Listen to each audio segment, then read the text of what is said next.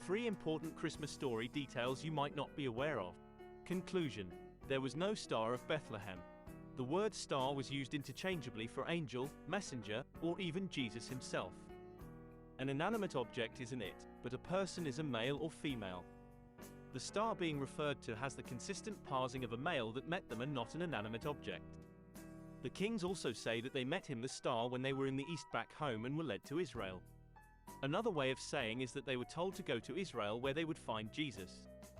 When they arrived in what we now call Israel, they didn't know where to go as the guide was no longer with them, so they inquired of Herod's wise men as to where this child was born.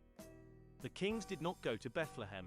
Through his wise men, Herod left them with the impression that Jesus was possibly still in Bethlehem 6 miles to the southeast, because that is where he was born as foretold in the scriptures. But when they left Herod, the angel met them again and took them to Mary's house in Nazareth, which was 65 miles to the north, which was in the opposite direction of Bethlehem. After Jesus was born in Bethlehem, Mary and Joseph went to Jerusalem to dedicate Jesus to the Lord and then back home to Nazareth. It states in Matthew chapter 2 verse 11, "The wise men came into the house."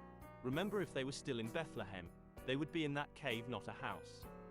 After the wise men gave the gifts to Jesus, who was perhaps 18 months old or older at that time, Mary and Joseph had the funds to then take Jesus to Egypt and live off the gifts until the death of Herod, so they could return home to Nazareth.